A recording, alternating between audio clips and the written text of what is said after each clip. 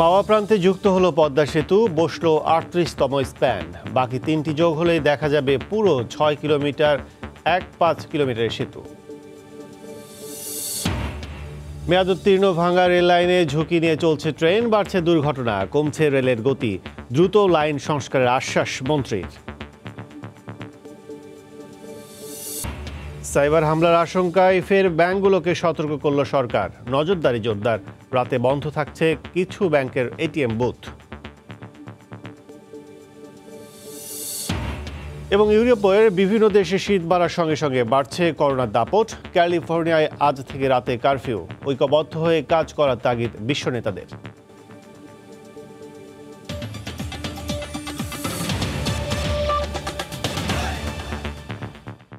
ভোরের সময়ের সঙ্গে আছে আমি কাজল আব্দুল্লাহ।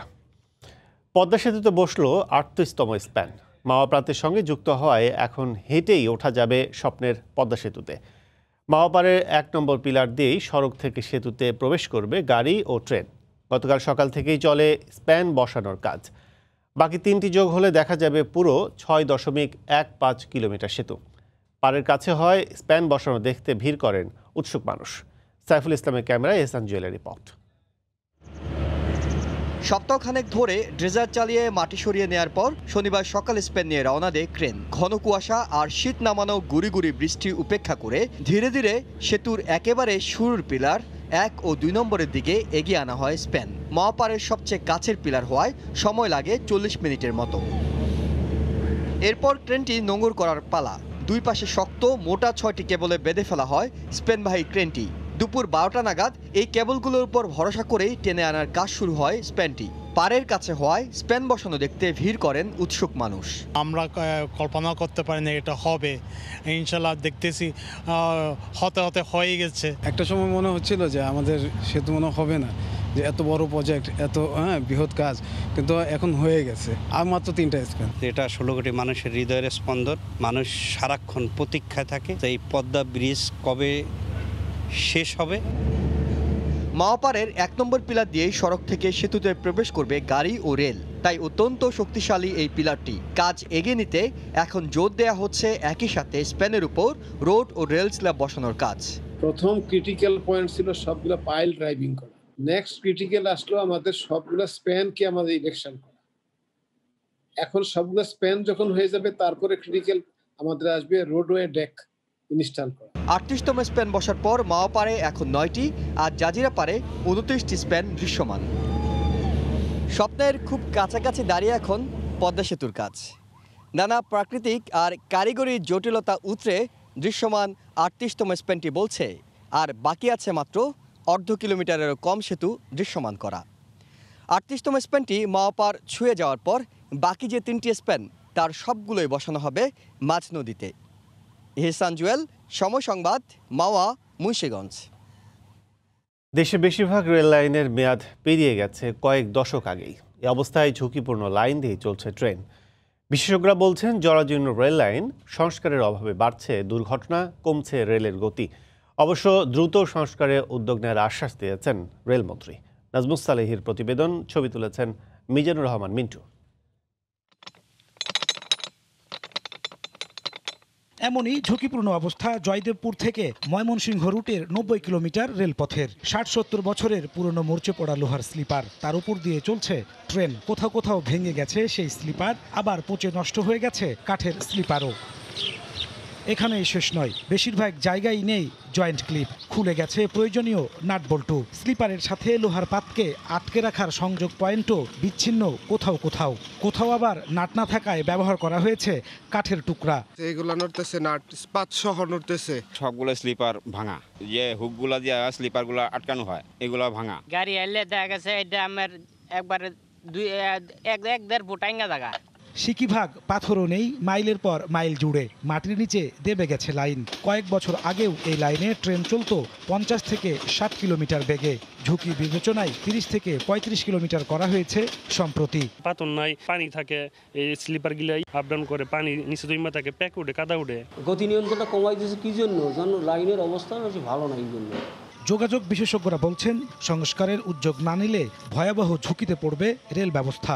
রক্ষণাবেক্ষণের জন্য ট্রেনের দুর্ঘটনা যেমন আছে, সাথে সাথে কিন্তু হতাহতের সংখ্যাও কিন্তু বাড়ে, কারণ দুর্ঘটনার পরিমাণটা বেড়ে যায়। তবে মন্ত্রী বলছেন, উদ্যোগ নেওয়া হয়েছে। রক্ষণাবেক্ষণের জন্য আমরা কাজ করছি একই সঙ্গে, এই জন্য আমরা আলাদা দুটো প্রকল্প আমরা নিচ্ছি। আশা করতেছি যে এবছরের মধ্যে আমরা সেটা পালে যে সমস্যাগুলো কথা বললে এগুলো আর থাকবে না। বেশিরভাগ রেল সেতুও ঝুঁকিপূর্ণ বলে সম্প্রতি জানিয়েছে রেলের প্রকৌশল বিভাগ। গত 10 বছরে রেলের উন্নয়নে খরচ হয়েছে 46,000 কোটি টাকা। চলছে 39টি উন্নয়ন প্রকল্প, যার সম্ভাব্য ব্যয় ধরা হয়েছে 1,39,000 কোটি। এরপরেও প্রতিনিয়ত গতি কমছে ট্রেনের। বিশেষজ্ঞরা বলছে, বিদ্যমান লাইনগুলো সংস্কারের উদ্যোগ না নিলে লাভ হবে না মেগা প্রকল্পে। নাজমুস সালেহী, সময় সংবাদ, ঢাকা। মাদারীপুরে পদ্মা সেতুর সঙ্গে রেল লাইন প্রকল্পে সরকারের কাছ থেকে কোটি কোটি টাকা হাতিয়ে নেওয়ার অভিযোগ উঠেছে দালাল চক্রের বিরুদ্ধে। জমি অধিগ্রহণের নামে ভুয়া কাগজপত্র বানিয়ে শত শত ঘরবাড়ি ও গাছপালা দেখিয়ে ক্ষতিপূরণের খাতায় নাম অন্তর্ভুক্ত করা হয়েছে। এতে মূল মালিকরা ক্ষতিপূরণের প্রাপ্য অর্থ থেকে বঞ্চিত হবার আশঙ্কা করছেন। অভিযোগের দায় স্বীকার করে জেলা প্রশাসক বলছেন, প্রশাসন কঠোর হওয়ায় ক্রমেই কমছে দালালদের দৌরাত্ম্য। মাদারীপুর থেকে সঞ্জয় কর্মকার অভিজিতের তথ্য ও শাহাদাত আকনের ছবিতে রিপোর্ট। মাদারীপুরের শিবচর উপজেলার 6টি ইউনিয়নের 18টি মৌজার উপর দিয়ে যাচ্ছে ঢাকা মাওয়া ভাঙ্গা রেললাইন। এই রেললাইন প্রকল্পে দ্বিতীয় ধাপে জমি অধিগ্রহণ করতে যাচ্ছে সরকার। এই সুযোগকে কাজে লাগিয়ে ভুয়া কাগজপত্র বানিয়ে সরকারের কাছ থেকে কোটি কোটি টাকা হাতিয়ে নিতে বহু ঘরবাড়ি ও গাছপালা ক্ষতিপূরণের তালিকায় নাম অন্তর্ভুক্ত করার অভিযোগ উঠেছে। ভূমি অধিগ্রহণ শাখার অসাধু কিছু কর্মকর্তাদের সাথে হাত মিলিয়ে গড়ে উঠেছে শক্তিশালী দালাল চক্র। এ অবস্থায় জমি ও স্থাপনার মূল মালিকরা ক্ষতিপূরণের প্রাপ্য অর্থ থেকে বঞ্চিত হবার আশঙ্কায় জেলা প্রশাসকের কাছে লিখিত অভিযোগ করেছেন। ডিসি অফিসের লোক প্লাস সেনাবাহিনীর লোক থাইকা, রেল বিভাগের লোক থাইকা প্রত্যেকটা গাছ গণনা করে লিখে নিছে। তারপর এতগুলি লোকের লোক আর নাম আসলো কিভাবে? অন্য লোকে তাদের গাছপালা ঘরবাড়ি এখানে নাই, তারা এখানে বিল বানাইছে। আমরা ডিসি সাহেবের কাছে জানাইছি। এসব বিষয়ে অভিযোগ ওঠায় জেলা প্রশাসকের কার্যালয়ের এলএল শাখার বেশ কয়েকজনকে সম্প্রতি বদলি করা হয়েছে। শুধু বদলির মধ্যেই সীমাবদ্ধ না থেকে দোষীদের আইনের আওতায় আনার দাবি নাগরিক সমাজের। কারা এটার পিছনে কলকাঠি নাড়াচ্ছে এবং কারা এই ধরনের অন্যায় অবৈধ স্বার্থ উদ্ধার করার চেষ্টা করছে, সেই জিনিসগুলি খতিয়ে দেখা দরকার। জেলা প্রশাসক জানালেন, ভূমি অধিগ্রহণ শাখা শতভাগ দালাল মুক্ত করতে কাজ চলছে। আমরা দালাল সম্পূর্ণভাবে নিষিদ্ধ, এবং যদি কোনো দালাল এখানে আমরা পাই, একদম সাথে সাথে তাকে আমরা মামলা করে তাকে জেলখানায় পাঠাবো। রেললাইন প্রকল্পে দ্বিতীয় ধাপে ক্ষতিপূরণের চেক বিতরণের জন্য 326 কোটি টাকা পেয়েছে প্রশাসন। সময় সংবাদ, মাদারীপুর। এর আগে গতকাল সকালে সশস্ত্র বাহিনী দিবস উপলক্ষে প্রধানমন্ত্রী শেখ হাসিনার সঙ্গে সৌজন্য সাক্ষাৎ করেন 3 বাহিনীর প্রধান। এদিন সকাল 10:30টায় গণভবনে তারা দেখা করেন প্রধানমন্ত্রীর সঙ্গে। এ সময় বাহিনী প্রধানদের সঙ্গে কিছু সময় কথা বলেন সরকার প্রধান। এবছর করোনার কারণে দিবসটির আনুষ্ঠানিকতা সীমিত করা হয়েছে বলে জানানো হয়েছে সশস্ত্র বাহিনী বিভাগ থেকে।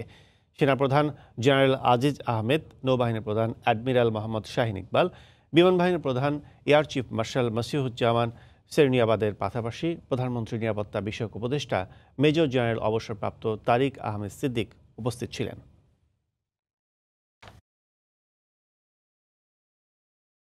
বীরত্ব ও সাহসিকতাপূর্ণ কাজের স্বীকৃতিস্বরূপ শান্তিকালীন পদক পেলেন নৌবাহিনীর 40 সদস্য।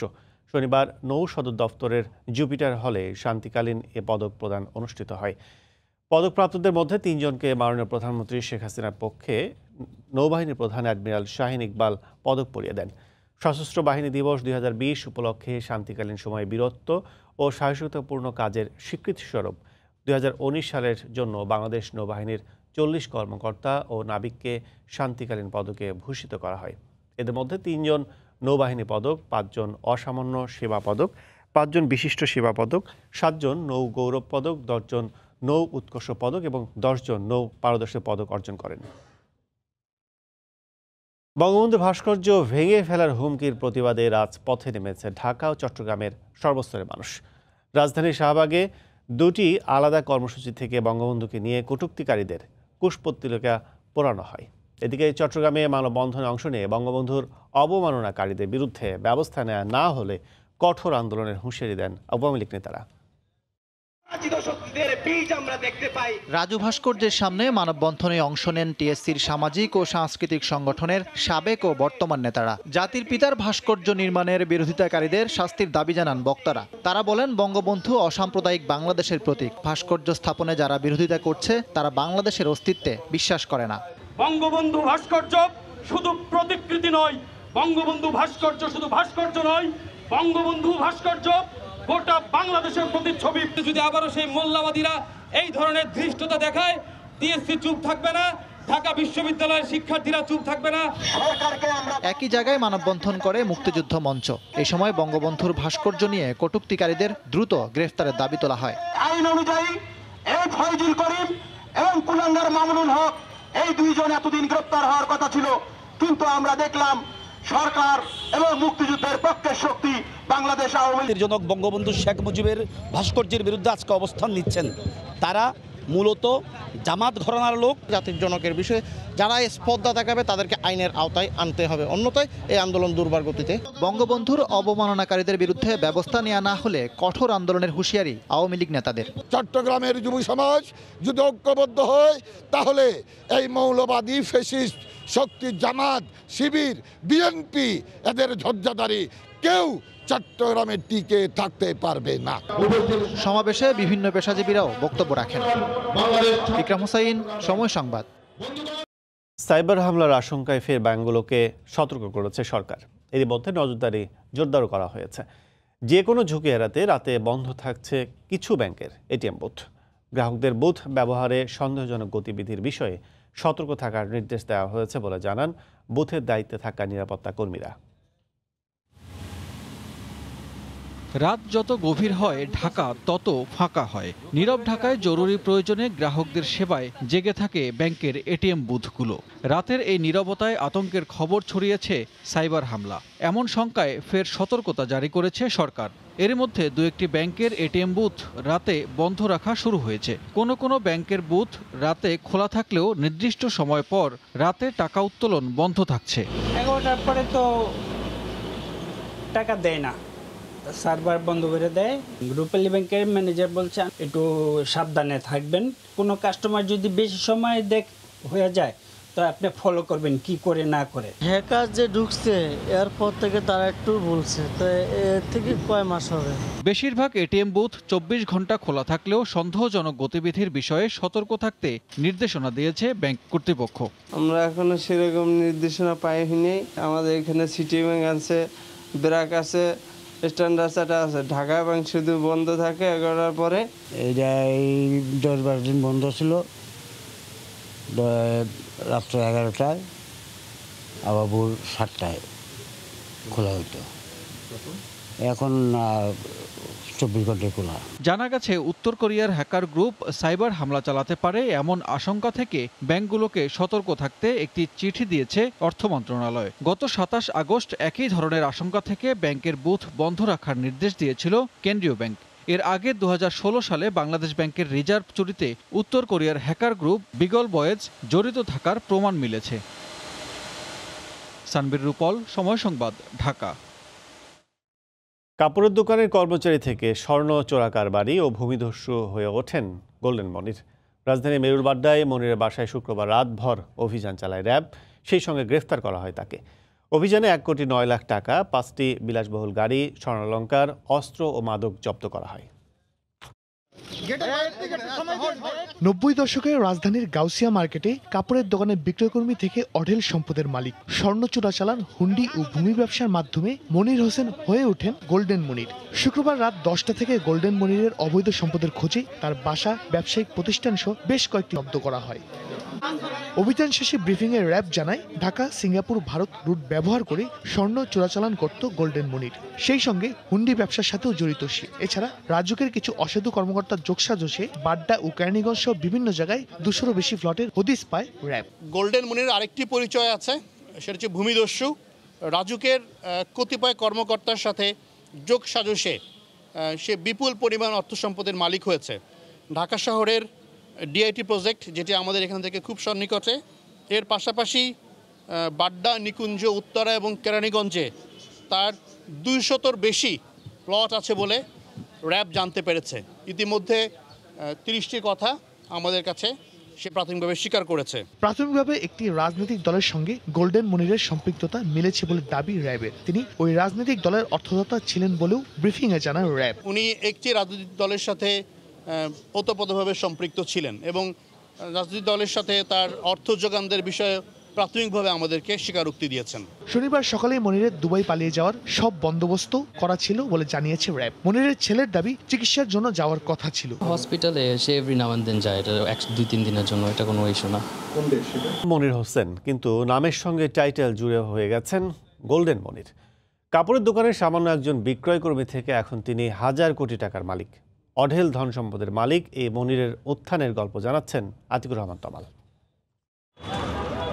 রাজধানীর গাউসিয়া মার্কেট। 30 বছর আগে এই মার্কেটের একটি কাপড়ের দোকানের বিক্রয় কর্মী ছিলেন মনির। কেরানীগঞ্জের ছেলে মনিরের বাবার মূল ইনকাম ছিল গামছা বিক্রি। টাকার অভাবে বাড্ডায় নানাবাড়িতে থেকে পড়াশোনা করত মনির, যদিও ক্লাস 10-এর গণ্ডি পেরোতে পারেনি সে।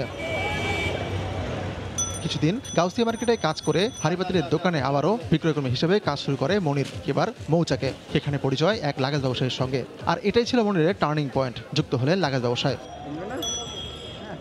ঢাকা, সিঙ্গাপুর, ভারত এই রুটে ট্যাক্স ফাঁকি দিয়ে মনির আনতে শুরু করেন কাপড়, কসমেটিক্স, ইলেকট্রনিক সামগ্রী, মোবাইল ও ঘড়ি। এই কাজে হাত পাকিয়ে তিনি নেমে পড়েন স্বর্ণ চোরাচালানের কাজে। বায়তুল মোকাররমে একটি জুয়েলারির দোকানও দেন। চোরাই স্বর্ণ পাচারে এই দোকান তাকে সাহায্য করে। মনির হোসেন পরিচিতি পায় গোল্ডেন মনির হিসেবে। সে একজন হুন্ডি ব্যবসায়ী, স্বর্ণ চোরাকার বাড়ি এবং ভূমির দালাল। বিভিন্নভাবে একটি অটো কার সিলেকশন আছে, গাড়ির একটি শোরুম, গাড়ির শোরুমের উনি স্বত্বাধিকারী। রাজুকের কতিপয় কর্মকর্তার সাথে যোগ সাজসে সে বিপুল পরিমাণ অর্থ সম্পদের মালিক হয়েছে।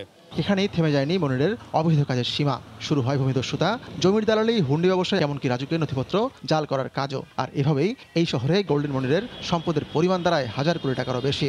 অসংখ্য ফ্ল্যাট, প্লটও, জমির মালিকও বনে যান 2 সন্তানের এই জনক। আতিকুর রহমান তমাল, সময় সংবাদ, ঢাকা। দুর্নীতি সেখানে নিরাপত্তা বাহিনীর অভিযান চলবে বলে জানিয়েছেন স্বরাষ্ট্রমন্ত্রী আসাদুজ্জামান খান কামাল। গতকাল দুপুরে মগবাজার এক অনুষ্ঠানে তিনি বলেন, আইন শৃঙ্খলা রক্ষা বাহিনী কাজ করছে বলেই জঙ্গিবাদের আস্তানা খুঁজে বের করা সম্ভব হচ্ছে। আমাদের গোয়েন্দারা সবসময় তৎপর আছে বলেই আমরা সেই জায়গাটিতে, সেই নির্ভরতার জায়গাটিতে আমরা আসছি। অভিযান চলছে, এইটা অভিযান আমাদের চলবে। যেখানেই দুর্নীতি সেখানেই আমাদের নিরাপত্তা বাহিনীর অভিযান চলবে। আমাদের আইন শৃঙ্খলা বাহিনী কাজ করছে বলেই আমাদের গোপন সংবাদের ভিত্তিতে আমরা সেখানে দেখেছি তারা বাধ্য হয়ে সারেন্ডার করেছে জঙ্গিরা। স্বামী বাংলাদেশে, বউ কানাডায়। স্বামীরা দেশ থেকে অবৈধভাবে টাকা উপার্জন করে পাঠায় বউয়ের কাছে। সে কারণে কানাডার টরন্টোর একটি লোকালয়ের নাম হয়েছে বেগমপাড়া। কথিত আছে কোটি কোটি টাকা পাচার করে অনেক বাংলাদেশি বেগমপাড়ায় স্থায়ী হয়েছেন। 3600 কোটি টাকা পাচার করে পলাতক আলোচিত পিকে হালদারও সেখানে বসতি করেছেন বলে অভিযোগ উঠেছে। দুদক কমিশনার জানায়, সেখানে কত বাংলাদেশি বাড়ি আছে তার কোনো তথ্য নেই তাদের কাছে, তবে এ বিষয়ে তদন্ত করবে দুদক। কথিত আছে বেগমপাড়ার বউরা আয়েশি জীবনযাপন করেন, আর তাদের কাছে অবৈধভাবে উপার্জিত টাকা পাঠান বাংলাদেশে থাকা স্বামীরা। টাকা উপার্জনে ক্লান্তি আসলে অবসর কাটাতে কানাডায় বেগমদের কাছে যান সাহেবরা। এ কারণে স্থানটির নাম দেওয়া হয়েছে বেগমপাড়া।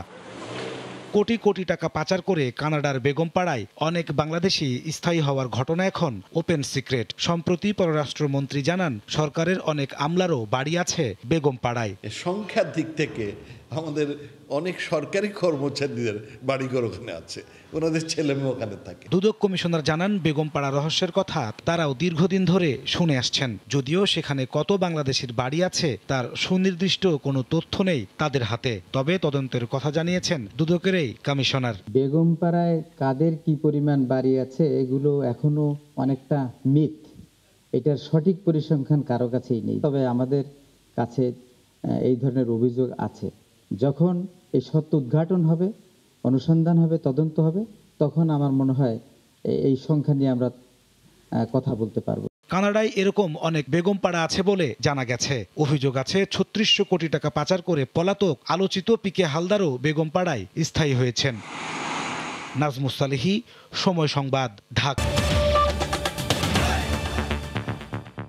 শীতের আগমনী আর বায়ু দূষণে গত দুদিন ধরে ধোঁয়াশাচ্ছন্ন ঢাকার আবহাওয়া। এমন পরিস্থিতি আরও কয়েকদিন থাকবে বলে জানিয়েছে আবহাওয়া অফিস। এদিকে ঠান্ডা বাড়ার সঙ্গে সঙ্গে বাড়ছে শিশুদের করোনায় আক্রান্ত হওয়ার সংখ্যাও। এ সপ্তাহের শুরুতে ঢাকা শিশু হাসপাতালে 17 শিশু করোনা নিয়ে ভর্তি হয়েছে। ঘড়ির কাঁটায় বেলা প্রায় 11টা। যদিও দেখে মনে হতে পারে প্রকৃতির এই দৃশ্য ভোর 6টা কিংবা 7টার। আকাশে অন্ধকার ভাব। একদিন আগেই হয়েছিল অসময়ের বৃষ্টি। হঠাৎই কেন আবহাওয়ার এই বৈরিতা? এক সপ্তাহ ধরে যেটা দেখছি, বাইরের সিচুয়েশন আবার খারাপ হওয়া স্টার্ট করেছে। 2-3 ধরে ওয়েদার অবস্থা তেমন বেশি ভালো না। ওয়েদারের সাথে বায়ু দূষণের সমস্যা দিন দিন বেড়ে যাচ্ছে। লকডাউনের শুরুর দিনগুলোতে বায়ুমণ্ডল যতটা স্বচ্ছ ছিল, এখন ঠিক তার বিপরীত অবস্থা। শনিবার বিশ্বের সব দেশকে পেছনে ফেলে আবারও দূষিত শহরের তালিকার শীর্ষে অবস্থানে উঠে এসেছে ঢাকা। করোনা যখন শুরু হয়েছিল তখন আপনাদের যানবাহন চলাচল প্রায় ছিল না বলেই চলে, কিন্তু এখন তো যানবাহন যথারীতি চলাচল শুরু করেছে। আবহাওয়া অফিস বলছে বাতাসে দূষিত কণা বেড়েছে আগের তুলনায় অনেক বেশি। সেই সাথে মেঘমালায় রয়েছে শীতের আগমনী প্রভাব। বাতাসে যদি জলীয়বাষ্পের পরিমাণ বেশি থাকে এবং সেটার যদি তাপমাত্রা কমে যায়, তাহলে এই দূষিত কণাগুলো ফগ তৈরির ক্ষেত্রে নিয়ামক হিসেবে কাজ করে। এদিকে একটু শীতের দেখাতেই বাড়ছে শিশুদের ঠান্ডাজনিত রোগ। সেই সঙ্গে করোনায় আক্রান্তের হারও বেশি। অক্টোবরের প্রথম সপ্তাহে শিশু হাসপাতালে করোনায় আক্রান্ত রোগী ছিল 10। এ সপ্তাহের শুরুতে এ হাসপাতালে ভর্তি 17 শিশু। একইভাবে অন্য হাসপাতালেও আক্রান্ত শিশুর সংখ্যা আগের তুলনায় বেশি। 7-8 মাস ধরে যে পরিমাণ শিশু রোগী আমাদের কোভিড পজিটিভ ভর্তি ছিল, সেই তুলনায় সেটা কিন্তু দ্বিগুণ হয়ে গেছে।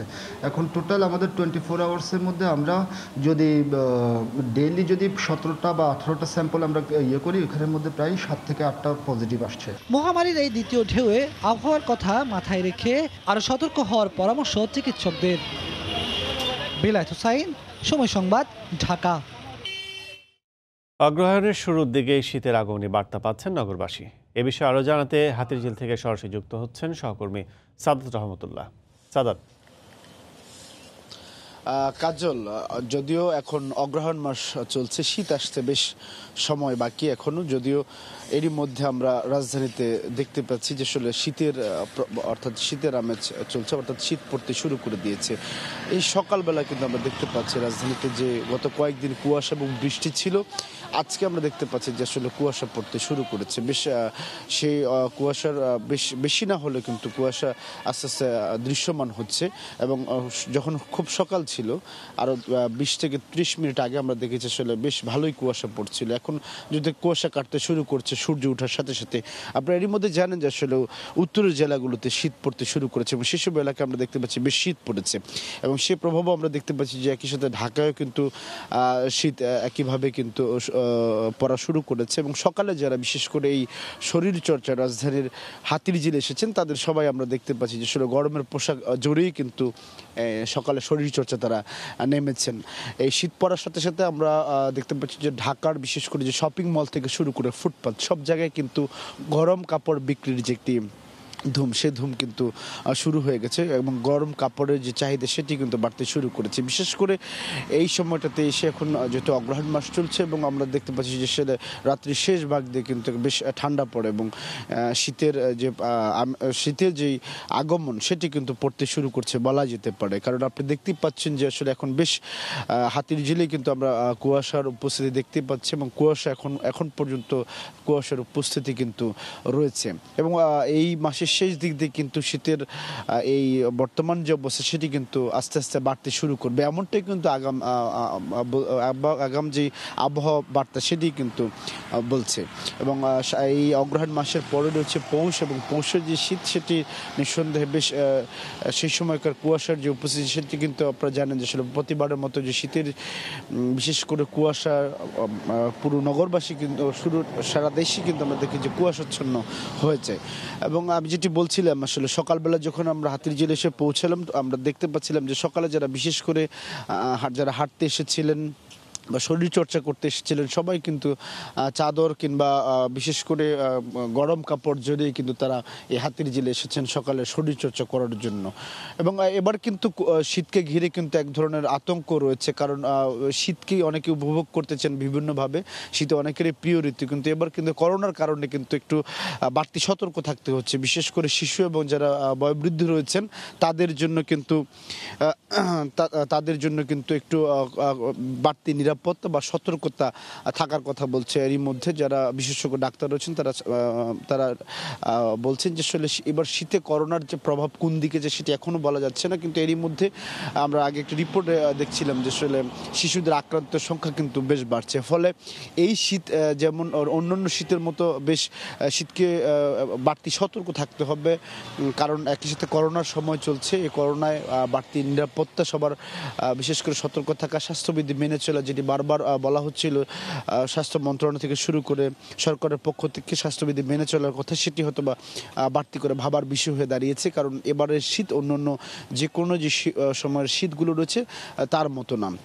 এবং শীতে এবার বিশেষ করে যে এখন আমরা দেখতে পাচ্ছি যে আসলে বিশেষ করে রাজধানীর যে ফুটপাতগুলো রয়েছে, যেটি বলছিলাম যে ফুটপাতে কিন্তু শীতের পোশাক এরই মধ্যে বেচা বিক্রি শুরু হয়ে গেছে। প্রথম দিক থেকে শীতের পোশাকের বেশ দাম থাকে জানেন, কিন্তু যখন শীত আস্তে আস্তে পুরোদমে শীত পড়ে তখন শীতের পোশাক আসলে দাম অনেকটা কমে আসে। সব মিলিয়ে এবার শীত কোন দিকে যায়, অর্থাৎ করোনার সময় চলছে, করোনায় শীতে স্বাস্থ্যবিধি নিয়ে যেমন অধিক সতর্ক থাকার কথা বলছেন, একই সাথে কিন্তু এই বর্তমান সময়ে অর্থাৎ এই নগরবাসীকে আবার বাড়তি চিন্তাও করতে হচ্ছে, কারণ এরই মধ্যে উত্তরের জেলাগুলোতে বেশ শীত পড়তে শুরু করেছে। সব মিলিয়ে এবারের এই যে শীতের আগমনী বার্তা, সেই আমরা দেখতে পাচ্ছি সকালবেলায় যারা বের হয়েছেন সবাই কিন্তু শীতের পোশাক পরে বের হয়েছেন। সব মিলিয়ে এই ছিল এখন পর্যন্ত রাজধানীতে শীত পড়ার আগাম বার্তা। কাজল। রাজধানীর হাতিরঝিল থেকে আমাদের সাথে যোগ দিয়েছিলেন সহকর্মী সাদাত রহমতুল্লাহ। মুমূর্ষু জটিল রোগীদের সেবা নিশ্চিতে চট্টগ্রাম মেডিকেল কলেজ হাসপাতালে স্থাপন করা হলো নতুন 8টি আইসিইউ শয্যা। গতকাল দুপুরে আনুষ্ঠানিকভাবে আইসিইউ উদ্বোধন করেন শিক্ষা উপমন্ত্রী মহিবুল হাসান নওফেল। এ সময় হাসপাতালের পরিচালক এস.এম. হুমায়ুন কবির সহ অনেকে উপস্থিত ছিলেন। পরে হাসপাতালের 4র্থ তলায় স্থাপিত 8টি আইসিইউ শয্যা ঘুরে দেখেন অতিথিরা। এর আগে হাসপাতালটিতেও 12টি আইসিইউ শয্যা ছিল। নতুন করে আরও 8টি যুক্ত হওয়ায় এই সংখ্যা দাঁড়ালো 20টি। দীর্ঘদিন ধরে আইসিইউ এর কারণে চিকিৎসা সেবা ব্যাহত হচ্ছিল হাসপাতালটিতে।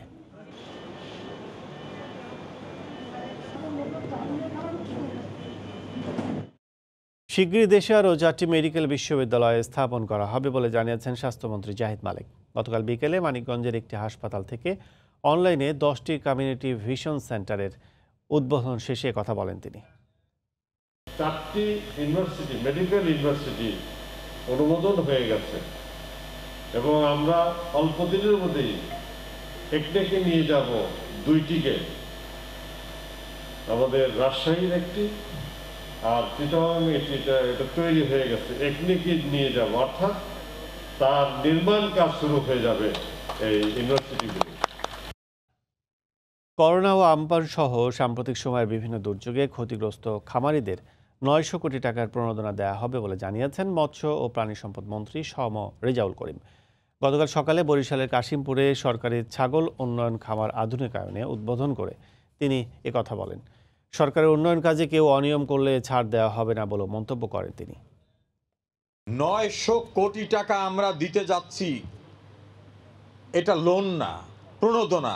যারাই কোভিডে, বন্যায়, আমফানে, বৃষ্টিতে ক্ষতিগ্রস্ত হয়েছেন, প্রাণী সম্পদ খাতের একেবারে তৃণমূল পর্যায় থেকে যারা কাজ করেন, 900 কোটি টাকা, বাংলাদেশের ইতিহাসে কোনদিন রেকর্ড নাই এত টাকা প্রণোদনা দেওয়া হচ্ছে। এটা প্রধানমন্ত্রী শেখ হাসিনা দিচ্ছেন। সামাজিক অবক্ষয় রোধে যার যার অবস্থান থেকে কাজ করার আহ্বান জানিয়েছেন সাবেক খাদ্যমন্ত্রী ও আওয়ামী লীগ নেতা অ্যাডভোকেট কামরুল ইসলাম। শনিবার রাতে কামরাঙ্গীচরের 57 নং ওয়ার্ডের মাতব্বর বাজারে সামাজিক অবক্ষয় ও বর্তমান প্রেক্ষাপট বিষয়ে এক আলোচনায় ভিডিও কনফারেন্সে যোগ দিয়ে তিনি মন্তব্য করেন। এ সময় তিনি শিক্ষার্থীদের ফেসবুক, ইন্টারনেটের অপব্যবহার রোধে শিক্ষক ও অভিভাবকদের সচেতন থাকার আহ্বান জানান। এছাড়া ধর্মীয় শিক্ষার পাশাপাশি মাদক ও ব্যভিচার পরিহারে ইসলামের প্রকৃত শিক্ষা খুতবায় উল্লেখ করতে ইমামদের প্রতি আহ্বান জানান advocate Kamrul Islam MP. Mobile বা ইন্টারনেটের আমি কোনো কিছুই খারাপ বলবো না, কিন্তু এটা ভালো দিকও আছে, খারাপ দিকও আছে। আমরা ভালো দিকটা গ্রহণ করব, খারাপ দিকটা বর্জন করব। রাজশাহীর খড়খড়ি এলাকায় বসেছে পাইকারি সবজির বাজার। এখান থেকেই ঢাকা, সিলেট সহ দেশের বিভিন্ন বাজারে সরবরাহ করেন ব্যবসায়ীরা। এ মুহূর্তে সেখানে আছেন সহকর্মী রাকিবুল হাসান, সরাসরি চলে যাচ্ছে তার কাছে। রাকিব। কাজল, খড়খড়ি বাইপাস এলাকাটিতে আছি। এখানে এই বাইপাসের ওপরে খড়খড়ি এলাকায় সবজির একটি বড় হাট বসে এবং প্রত্যেক দিনই সেই হাট বসে এবং এখানে এই আড়তে আশপাশের যে সমস্ত পবা, দুর্গাপুর এবং আশপাশের যে সমস্ত উপজেলাগুলো আছে সেখানে কৃষকরা যে ধরনের সবজি চাষ করে সেগুলোই মূলত এখানে তারা নিয়ে আসেন এবং সেটির সরবরাহ এই শীত বাড়বার সাথে সাথে কিন্তু এই সবজির সরবরাহ বেড়েছে এবং সব ধরনের শীতকালীনের সবজি বৃদ্ধি পাওয়ার কারণে কিন্তু গেল 2 সপ্তাহ আগে বা এর মধ্যে 2 দফা কিন্তু আসলে দাম কমেছে এবং দাম কমে এখন শীতের সবজি প্রায় সাধ্যের মধ্যেই পাওয়া যাচ্ছে বলে এখানকার যারা ব্যবসায়ী এবং বিক্রেতা তারা সেটি দাবি করছেন। এর পাশাপাশি আমরা লক্ষ্য করছি যে সমস্ত নতুন শীতকালীন সবজি বাজারে উঠেছে, টমেটো, পালং শাক, সেগুলোর দাম খানিকটা অপরিবর্তিত আছে এবং সেগুলোর দাম কিন্তু তুলনামূলক কিন্তু বেশি। এই ক্ষেত্রে যেটি বলছেন যে আসলে সেই সমস্ত সবজির সরবরাহ খানিকটা কম, যার কারণে কিন্তু আসলে শীতের সবজির সেটির দামটিও আসলে বেশি হাঁকা হচ্ছে। আমরা বাঁধাকপি দেখতে পাচ্ছি যে এখন কিছুটা উঠছে এবং সে কারণে বাঁধাকপির দরটি কিন্তু ফুলকপির তুলনায় 5 টাকা থেকে 10 টাকা কিন্তু বেশি হাঁকছেন এখানকার ব্যবসায়ীরা। এছাড়া অন্যান্য যে সমস্ত সবজি রয়েছে, করলা, ফুলকপি বা অন্যান্য যেসব বরবটি, সেই সমস্ত সবজিগুলো কিন্তু তুলনামূলকভাবে দাম কম আছে এবং এখানে সাধারণত শহর এবং এর আশপাশের যে সমস্ত খুচরা বিক্রেতারা আছে তারা এখানে আসেন এবং তারা আসার পরে কিন্তু তাদের এখান থেকে কিনে নিয়ে যান এবং শহরের বিভিন্ন প্রান্তে কিন্তু সেগুলো বেচাকেনা করছেন।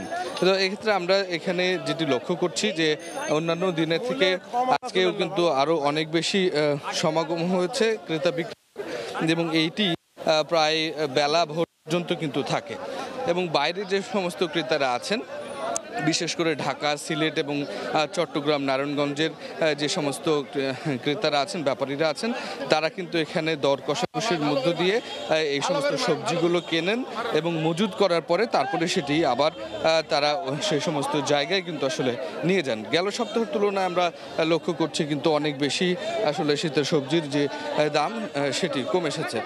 ফুলকপি বিক্রি হচ্ছে 30 টাকা থেকে 35 টাকা দরে প্রতি কেজি এবং মিষ্টি কুমড়া 32 টাকা থেকে 35 টাকা। কিন্তু মাঝখানে এই সবজিটির দাম বেড়েছিল, 45 টাকা হয়েছিল, তবে সেটি আবারও কমেছে এবং করলা কিন্তু 50 টাকা দরে বিক্রি হচ্ছে গেল সপ্তাহে, এই সপ্তাহে বিক্রি হচ্ছে 42 টাকা। বেগুন যেখানে অনেক বেশি দাম ছিল 60 টাকা থেকে 65 টাকা, সেটি কিন্তু অনেক বেশি কমেছে, সেটি 25 টাকা থেকে 15 টাকা, এটা প্রকার ভেদে আসলে এই সমস্ত দামগুলো হয়েছে। এছাড়া মূলা 30 টাকার জায়গায় 10 টাকা, শিম 100 টাকার জায়গায় 2 দফায় কমে সেটি 38 টাকা এসেছে। ব্যবসায়ীরা যেটি বলছেন যে আসলে শীত বাড়বার সাথে সাথে এই সমস্ত সবজিগুলোর কিন্তু আসলে সরবরাহ বেড়েছে বাজারে এবং সরবরাহ বাড়ার কারণে কিন্তু দাম আসলে কমে এসেছে এবং যারা এখানকার ক্রেতারা রয়েছেন, যারা বিশেষ করে শহরের খুচরা বাজার থেকে এই পাইকারি বাজারে এসে যারা একটু কম দামে কিনতে চান তাদের নাগালের মধ্যে এসেছে এবং তারা বলছেন যে সহজেই এখন আসলে শীতকালীন যে সমস্ত সবজি সেগুলো কেনা যাচ্ছে। এছাড়া বরবটি আমরা গেল 2 সপ্তাহ আগেও 50 টাকা কেজি দেখেছি, সেটি এখন নেমে এসেছে অর্ধেকে, অর্থাৎ 25 টাকা।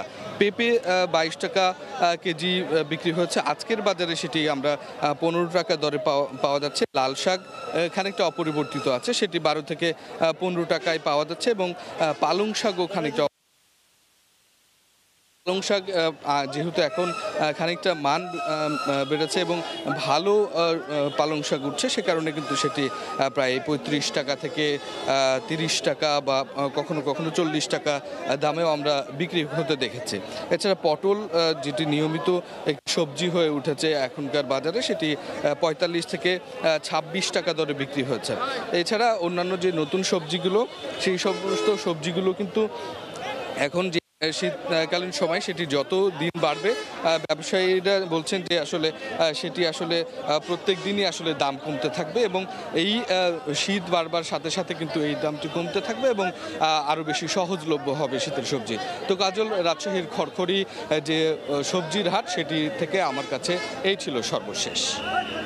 রাজশাহী থেকে সবজির হাটের সবশেষ খবর জানাচ্ছেন সহকর্মী রাকিব। করোনার কারণে প্রায় 4 মাস বন্ধ থাকার পর আবারও কর্মমুখর হয়ে উঠেছে কুড়িগ্রামের সোনাহাট স্থলবন্দর। পুরোদমে চলছে পণ্য আমদানি রপ্তানি। তবে ইমিগ্রেশন ব্যবস্থা না থাকায় ভারতে যাওয়া আসার সুযোগ নেই। এতে কোনো কিছু না দেখে মালামাল আনতে গিয়ে প্রতারণার শিকার হতে হচ্ছে বলে অভিযোগ আমদানিকারকদের। মমিনুল ইসলাম মঞ্জুর তথ্য, বেলাল হোসেনের তোলা ছবি নিয়ে রিপোর্ট।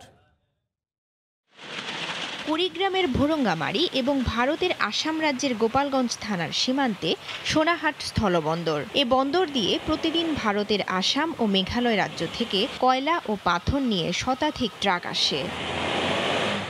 গার্মেন্টস, ছোট পার্টেক্স এবং মশারির নেট নিয়ে 10টির মতো ট্রাক ভারতে যায়। এই অবস্থায় বন্দরের অভ্যন্তরের 2 কিলোমিটারের মতো খানাখন্দকে ভরা অপ্রশস্ত সড়ক ভারী যানবাহন চলাচলের অনুপযোগী হয়ে পড়েছে। পাশাপাশি শুধু বিশ্বাসের উপর পাথর কয়লা আনতে গিয়ে গছিয়ে দিচ্ছে নিম্নমানের মালামাল বলে জানালেন ভুক্তভোগী ব্যবসায়ীরা। ইমিগ্রেশন না থাকার কারণে আমরা যে কয়লাটা চাই, ওরা মন করা যে কয়লাটা দেয় ওই কয়লাটাই আমাদের নিতে হয়। এখন এই নেওয়ার কারণে আমাদের ব্যবসায়ী অনেক ক্ষতি হচ্ছে। গার্মেন্টসের জুট নিয়ে আইছি সোনাহাট বর্ডার দিয়ে আমরা ইন্ডিয়া চলে যাই। ব্যবসায়ীরা লালমনিরহাটের বুড়িমারি ইমিগ্রেশন দিয়ে প্রায় 400 কিলোমিটার পথ ঘুরে ওপারে যেতে না পারায় বিপাকে পড়ছেন বলে জানালেন C&F এজেন্ট অ্যাসোসিয়েশনের শীর্ষ কর্মকর্তা। ইমিগ্রেশন না থাকায় ব্যবসায়ীরা দ্বিপাক্ষিক কোনো আলোচনা করতে পারছে না এবং ব্যবসার প্রসার ঘটাতে পারছে না। আমদানি কার্যক্রম বাড়তে থাকায় চলতি অর্থ বছরের লক্ষ্যমাত্রার 20 কোটি টাকা রাজস্ব আয় সম্ভব হবে বলে জানালেন কাস্টমসের কর্মকর্তা। ব্যবসায়িক কার্যক্রম সচল আছে এবং প্রতিনিয়ত আমাদের এখন আমদানি বাড়ছে এবং রপ্তানিও বাড়তেছে। তো আশা করছি আমাদের এই অর্থ বছরের যে লক্ষ্যমাত্রা রয়েছে তা অর্জিত হবে। বন্দরের সমস্যাগুলো সমাধানে ঊর্ধ্বতন কর্তৃপক্ষকে জানানো হয়েছে বলে জানালেন এই কর্মকর্তা। রপ্তানি বাড়ানোর জন্য আমরা চেষ্টা করছি, ঊর্ধ্বতনদের কাছে লিখিত আকারেও জানানো হয়েছে। আশা করি এটার ফল পাওয়া যাবে। স্থলবন্দরটি 2012 সালে আনুষ্ঠানিকভাবে উদ্বোধন করা হলেও পুরো দমে চালু হয় 2014 সালে। সময় সংবাদ, কুড়িগ্রাম। নওগাঁয় দেশি মাছের সরবরাহ বাড়ায় কিছুটা কমেছে মাছের দাম। এই মুহূর্তে বাইপাস পাইকারি বাজারে আছেন সহকর্মী এমআর রকি। সরাসরি যাচ্ছে তার কাছে। রকি। কাজল, আপনাকে ধন্যবাদ। একটু জানিয়ে রাখি, এখন বিল জলাশয়গুলো কিন্তু পানি অনেকটা নেমে যাচ্ছে, আর নেমে যাওয়ার কারণে জেলেদের জালে কিন্তু দেশীয় যেসব মাছ, এই মাছগুলো কিন্তু বেশি ধরা পড়ছে এবং খুব ভোরে কিন্তু এই মাছ এই আড়তগুলোতে নিয়ে আসছেন তারা। এই কারণে আমরা এখানে লক্ষ্য করছিলাম মাছের যেমন সরবরাহ বেড়েছে, সরবরাহ বৃদ্ধির কারণে কিন্তু এখানে কিন্তু আপনার প্রচুর পরিমাণের দেশীয় মাছের আমরা এখানে উপস্থিতি লক্ষ্য করছিলাম। ব্যাপারীরা এই আড়ত থেকে তাজা মাছ তারা কিনে নিয়ে কিন্তু বিভিন্ন প্রান্তিক হাটগুলোতে তারা নিয়ে যান এবং সকাল থেকে কিন্তু এই আড়তটি কিন্তু বেলা 11টা-12টা পর্যন্ত জমজমাট একটা কারবার চলছে। এবং সবচেয়ে বেশি যেটা পুকুরের মাছও কিছু আসছে, যেমন পাঙ্গাস মাছ, এছাড়া রুই, কাতল, মৃগেল, এই জাতীয় মাছগুলো কিন্তু এখন প্রচুর পরিমাণে সরবরাহ এখানে আমরা বেশি লক্ষ্য করছি। মূলত এই সময়টাতে নদী এবং জলাশয়গুলো কিন্তু পানি নেমে যাওয়ার কারণেই এই মাছের সরবরাহটা বৃদ্ধি হচ্ছে এবং আমরা যেটা দেখছিলাম যে মাছের দাম কিন্তু কিছুটা কম এখানে সরবরাহ বৃদ্ধির কারণে। অন্যদিকে কিন্তু গত 2 সপ্তাহ আগে যে মাছ এখানে আমরা বিক্রি করতে দেখেছিলাম 180 টাকা কেজি, যেমন রুই, কাতল, সেই মাছ কিন্তু আজকের বাজারে 80 120 থেকে 30 টাকা বিক্রি হচ্ছে জানিয়েছে এখানকার যারা মাছের আড়ত ব্যবসায়ী রয়েছেন। তবে মাছ চাষিরা বলছেন মাছের একটা সুষম বাজার ব্যবস্থা না থাকলে কিন্তু তারা আর্থিক ক্ষতির মুখে পড়েন। কারণটা হলো যে মাছের যেসব খাদ্য রয়েছে এই খাদ্যের দাম কিন্তু অনেক চড়া দিয়ে কিনতে হয়। এই কারণে তারা বলছেন যে ন্যূনতম একটা বাজার যদি না থাকে তাহলে কিন্তু তারা আর্থিক ক্ষতির মুখে পড়েন। আমরা যেটা দেখছিলাম এখানে পাঙ্গাস মাছ দেশীয় যেসব পুকুরে চাষ করা হয় এই মাছগুলো এখন বিক্রি হচ্ছে 80 থেকে 100 টাকা কেজি। দেশীয় সিলভার কাপ যেটা এই সিলভার কাপ মাছগুলো বিক্রি হচ্ছে 100-110 টাকা কেজিতে। এছাড়া বিল জলাশয় থেকে যেসব ষাটি পুঁটি এই মাছগুলি যেটা এসেছে এটা ষাটি 120 টাকা 10 টাকা কেজিতে বিক্রি হচ্ছে। পুঁটি মাছ যেটা এটা 120 টাকা বা 100 টাকা কেজিতে বিক্রি হচ্ছে। তো সব মিলে কিন্তু দেশীয় যেসব মানে মাছের বিল জলাশয় যেসব মাছ হয় সেই মাছগুলো কিন্তু এখন বেশি আসছে এবং বেশি আসার কারণে কিন্তু মাছের দামটা কিন্তু একেবারে হাতের নাগালে বলছেন যারা ক্রেতা। গত 2 সপ্তাহ আগে এসব মাছের দর কিন্তু 20 থেকে 30 টাকা পর্যন্ত বেশি ছিল। এ কারণে কিন্তু সাধারণত যারা ক্রেতা তারা বলছেন যে মাছের দর বেশি হলে স্বাভাবিকভাবেই আয় ব্যয়ের সঙ্গে তাদের একটা অসামঞ্জস্য কাজ করে এবং এই ক্ষেত্রে তারা যেটা বাজার একটা স্থিতিশীল বাজার চাচ্ছিলেন এবং এই বাজারের জন্য তারা কিন্তু প্রত্যাশা করছিলেন যে দ্রব্যমূল্য গত কিছুদিন আগে সবকিছুর দামই কিন্তু খুব চড়া ছিল এবং এই চড়া দামের কারণে কিন্তু আয় ব্যয় একটা হিসাব অসামঞ্জস্য বলছেন তারা। এবং এখানে আমরা যেটা লক্ষ্য করছিলাম এই আড়তে কিন্তু তাজা মাছের সরবরাহটা সবচাইতে বেশি হয়, বিশেষ করে পুকুর থেকেও আসে এবং আমাদের এই নওগাঁ জেলার পার্শ্ববর্তী আত্রাই, রানীনগর, নওগাঁ এবং এখানকার বিল জলাশয় রয়েছে যেসব এখান থেকে কিন্তু এই মাছগুলো বেশি এই আড়তে সরবরাহ হয়ে থাকে। এই আড়ত থেকে কিন্তু পাইকাররা কিনে নিয়ে গিয়ে স্থানীয় যেসব হাট রয়েছে এছাড়া বিভিন্ন সামাজিক অনুষ্ঠানে কিন্তু অনেকে মাছ কিনে থাকেন। এই মাছগুলো কিন্তু সামাজিক বিশেষ করে কিছুটা স্বল্প মূল্যে এখানে পাওয়া যায়। এই কারণে কিন্তু এই মাছ নেওয়ার জন্য এই আড়তগুলোতে তারা ভিড় করেন। স্থানীয় যারা ব্যবসায়ী তারা বলছেন যে গত 2 সপ্তাহের ব্যবধানে কিন্তু এখানে মাছের দরের যে ওঠানামা এটা কিন্তু মাছ চাষিদের ক্ষেত্রে তারা বলছেন যে অনেকটাই নিম্নমুখী হওয়ার কারণে ক্রেতাদের কিন্তু কেনার একটা সক্ষমতা এখানে বেড়েছে এবং মাছের যারা বিশেষ করে দেশীয় যেসব মাছ রয়েছে রুই, কাতল বা মৃগেল জাতীয় মাছগুলোর কিন্তু এখানে দামের ক্ষেত্রে অনেকটাই নিম্নমুখী হওয়ার কারণে তারা অনেকটা স্বস্তি ফিল করছেন সাধারণ ক্রেতা। আরেকটি বিষয় জানিয়ে রাখি এই জেলায় কিন্তু প্রায় 78,000 মেট্রিক টন মাছের উৎপাদন হয়ে থাকে এবং এক্ষেত্রে এখানে মাছের মোট চাহিদা রয়েছে 61,000 মেট্রিক টন বাৎসরিক, জানিয়েছে জেলা মৎস্য বিভাগ। উদ্বৃত্ত কিন্তু প্রায় 20,000 মেট্রিক টন মাছ এই জেলায় উৎপাদন হয়ে থাকে। তো সব মিলে মাছের এই জমজমাট কারবার সকাল থেকে 11টা থেকে 11:30 পর্যন্ত চলে এই সান্তাহারের বাইপাস আড়তে। কাজল, এই ছিল মাছ বাজারের খবর আমার কাছে। নওগাঁ থেকে আমাদের সাথে যোগ দিয়েছিলেন সহকর্মী এমআর রকি। পণ্য আমদানি, পরিবহন সহ ব্যবসার বিভিন্ন পর্যায়ে অগ্রিম ভ্যাট দিয়ে থাকেন ব্যবসায়ীরা। তবে নানামুখী জটিলতায় বেশিরভাগই ভ্যাটের রিটার্ন দাখিল করেন না। তাই রিটার্ন দিতে উৎসাহিত করতে ভ্যাটের রিটার্ন ফর্মটি বাংলায় করার উদ্যোগ নিয়েছে এনবিআর। এছাড়া এখন থেকে শুধু ব্যাংক হিসাব নয়, ডেবিট ও ক্রেডিট কার্ডের পাশাপাশি বিকাশ, নগদের মতো মোবাইল ব্যাংকিংয়ের মাধ্যমে ভ্যাট দিতে পারবেন করদাতারা। তবে অনলাইনে রিটার্ন দাখিলের প্রক্রিয়া আরও সহজ করার দাবি ভ্যাটদাতাদের। বিস্তারিত জানাচ্ছেন হাজরা শুলি। ভ্যাট আইন অনুসারে নিবন্ধিত প্রতিষ্ঠানের প্রতি মাসে অনলাইনে রিটার্ন দাখিলের বাধ্যবাধকতা থাকলেও রিটার্ন দেয় না সিংহভাগ। হিসাব ও নিরীক্ষা নির্ভর হওয়ায় ভ্যাটের রিটার্ন দাখিলে ক্ষুদ্র শিল্প উদ্যোক্তা ও ব্যবসায়ীদের মধ্যে ভীতি রয়েছে। অন্যদিকে ইংরেজি ভাষায় করা জটিল রিটার্ন ফর্ম বোধগম্য নয় অনেকের কাছে। এই প্রেক্ষাপটে ভাষার মাস ফেব্রুয়ারিতে ভ্যাটের রিটার্ন ফর্মটি বাংলায় চালু করতে যাচ্ছে এনবিআর। সেই সঙ্গে ঘরে বসেই মোবাইলে বিভিন্ন আর্থিক সেবাদাতা প্রতিষ্ঠানের অ্যাকাউন্ট থেকে শিগগিরই ভ্যাট পরিশোধের সুযোগ পাবেন ভ্যাটদাতারা। অনেকে মনে করছে যে এটা ইংরেজি রিটার্নটা তারা বুঝতেছে না, বাংলা ফরম্যাট করার জন্য ইতিমধ্যে ভেন্ডরকে বলে দিয়েছি, চেষ্টা করছি ফেব্রুয়ারির মধ্যে এটা অনলাইনে চলে আসবে। যাদের সোনালী ব্যাংকের অ্যাকাউন্ট নাই তারা অন্য ব্যাংকের যে সমস্ত ডেবিট কার্ড, ক্রেডিট কার্ড আছে, যারা ছোট ছোট ট্যাক্স পেয়ার তারা নগদ, বিকাশ এগুলো ব্যবহার করেও ট্যাক্স জমা ট্রেজারি ডিপোজিট করতে পারে। বর্তমানে 6টি ব্যাংকের হিসাব থেকে অনলাইনে ভ্যাট পরিশোধ করা যায়। ডেবিট ও ক্রেডিট কার্ডের পাশাপাশি মোবাইল সেবাদাতা প্রতিষ্ঠানের মাধ্যমে করদাতাদের ভ্যাট পরিশোধের সেবা দিতে সোনালী ব্যাংকের সঙ্গে চুক্তি করেছে এনবিআর। ঘরে বসে ভ্যাট দিতে পারবো। বিকাশে অ্যাকাউন্ট থাকতে হবে, ইউক্যাশে অ্যাকাউন্ট থাকতে হবে, সেই অপশনগুলোর মধ্যে ওনার জন্য যেটা অ্যাপ্লিকেবল হবে সেই নাম্বারটা চাপলেই তো সেই টাকা ডেবিট করতে পারবে।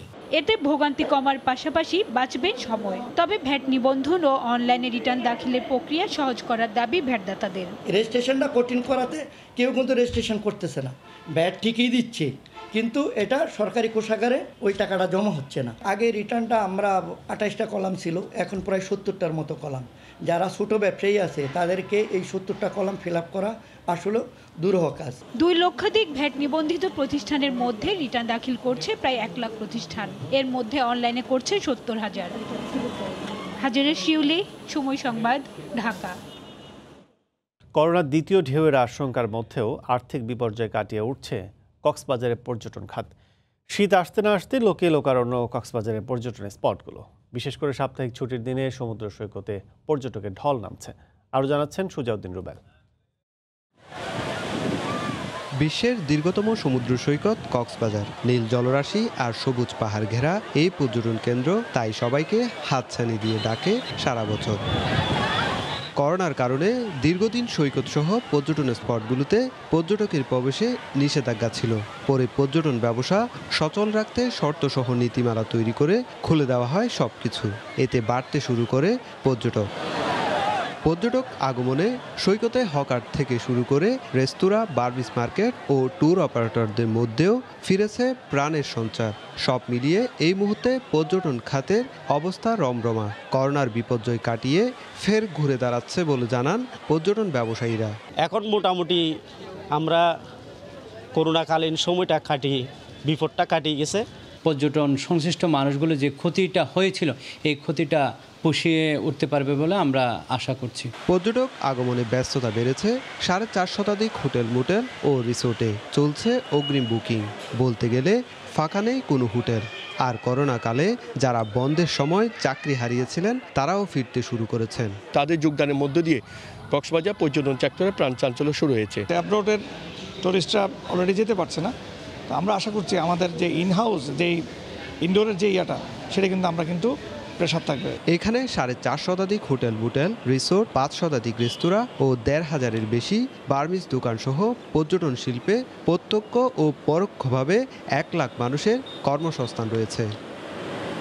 সুজাউদ্দিন রুবেল, সময় সংবাদ, কক্সবাজার। উৎসব আয়োজনের মধ্য দিয়ে কুড়িগ্রামে শেষ হলো হরিজন, রবিদাস ও রজক সম্প্রদায়ের সবচেয়ে বড় ধর্মীয় উৎসব সূর্য পূজা। গতকাল সূর্যোদয়ের সময় নদীতে স্নান ও প্রার্থনার মাধ্যমে শেষ হয় 3 দিনের এই উৎসব। ভোরে দল বেঁধে সূর্যোদয়ের আগেই ভক্তরা হাজির হন ধরলা নদীর পুরাতন সিএনবি ঘাট এলাকায়। মানুষের দুঃখ কষ্ট নিবারণ এবং জগতে শান্তির প্রত্যাশায় ছোট ব্রতের মাধ্যমে সূর্য নারায়ণের পূজা করা হয়। উৎসবের প্রথম দিন ছিল আহ্বান ও ভোর থেকে সূর্যাস্ত পর্যন্ত উপবাস এবং দ্বিতীয় দিন উপবাসের পাশাপাশি নদীঘাটে পূজা অর্চনা। জেলায় হরিজন, রবিদাস ও রজক সম্প্রদায়ের 8,000 মানুষ রয়েছেন।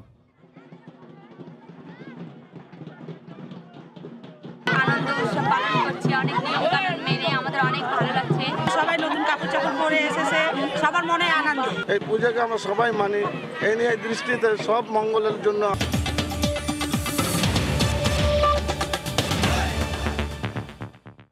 সশস্ত্র বাহিনী দিবস উপলক্ষে বগুড়ার র্যালি, আলোচনা সভা ও দোয়া মাহফিল করেছেন অবসরপ্রাপ্ত সেনা সদস্যরা।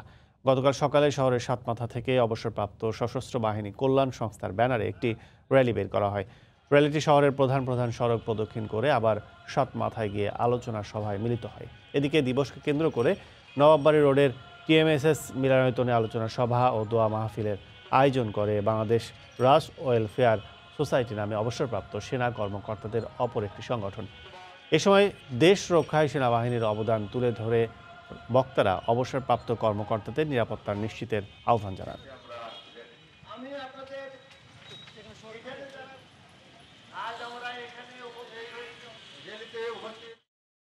ময়মনসিংহের ডাক্তার মুশফিকুর রহমান শুভ বালিকা বিদ্যালয় ভেঙে দেওয়ার প্রতিবাদে মানববন্ধন করেছেন এলাকাবাসী। গতকাল বিকেলে চর ঈশ্বরদিয়া ও চর নিরক্ষিয়ায় সর্বস্তরের জনগণের ব্যানারে চায়না মোড় থেকে শম্ভুগঞ্জ বাজার পর্যন্ত মানববন্ধন করা হয়। ঘণ্টাব্যাপী এই কর্মসূচিতে অংশ নেন সর্বস্তরের মানুষ। এ সময় বক্তারা সরকার ও সিটি কর্পোরেশনের কাছে শিগগিরই বালিকা বিদ্যালয়টি পুনঃস্থাপনের দাবি জানান। অনুমতি ছাড়া সিটি কর্পোরেশনের জায়গায় 2017 সালে ডাক্তার মুশফিকুর রহমান শুভ বালিকা উচ্চ বিদ্যালয় প্রতিষ্ঠা করায় গত 9 নভেম্বর স্কুলটি গুঁড়িয়ে দেয় সিটি কর্পোরেশন। বকেয়া টাকা পরিশোধ ও সার কীটনাশকের দাবিতে ঝিনাইদহে বিক্ষোভ করেছে মোবারকগঞ্জ চিনি কলের শ্রমিক কর্মচারী ও কৃষকরা। গতকাল সকালে মিলের প্রধান ফটকে এ বিক্ষোভ কর্মসূচি পালন করেন তারা। আন্দোলনকারীরা অভিযোগ করেন মিলটিতে কৃষকদের 1,53,00,000 টাকা ও শ্রমিক কর্মচারীদের 3 মাসের বেতন ভাতার প্রায় 4 কোটি টাকা বকেয়া রয়েছে, কিন্তু পাওনা টাকা পরিশোধ করতে মিল কর্তৃপক্ষ কোনো পদক্ষেপ নেয়নি। নতুন মৌসুমের আখ সংগ্রহের সময় চলে এলেও বিগত বকেয়া পরিশোধ না করায় চরম মানবেতর জীবনযাপন করে। উন্নত বিশ্বের সঙ্গে তাল মিলিয়ে ফায়ার সার্ভিস ও সিভিল ডিফেন্সকে সরকার আরও আধুনিক করার কাজ করছে বলে জানিয়েছেন স্বরাষ্ট্র মন্ত্রণালয়ের সুরক্ষা ও সেবা বিভাগের সচিব মোহাম্মদ শহীদুজ্জামান। গতকাল দুপুরে ফায়ার সার্ভিস ও সিভিল ডিফেন্স সপ্তাহ 2020-এর সমাপনী অনুষ্ঠানে প্রধান অতিথির বক্তব্যে তিনি কথা বলেন। প্রশিক্ষণ পরিকল্পনার প্রস্তুতি দুর্যোগের মোকাবিলায় আনবে গতি। এই প্রতিপাদ্য নিয়ে গত 19 নভেম্বর থেকে 3 দিনব্যাপী দেশ জুড়ে ফায়ার সপ্তাহ উদযাপিত হয়। অনুষ্ঠানের শুরুতে প্রধান অতিথিকে গার্ড অব অনার প্রদান করা হয়। এরপর ফায়ার সার্ভিসের 44 জন সদস্যকে অগ্নি নির্বাপন ও উদ্ধার কাজে সাহসী ভূমিকা পালন করায় রাষ্ট্রীয় পদক পরিয়ে দেওয়া হয়। এ সময় ফায়ার সার্ভিস ও সিভিল ডিফেন্সের মহাপরিচালক সহ ঊর্ধ্বতন কর্মকর্তারা উপস্থিত ছিলেন।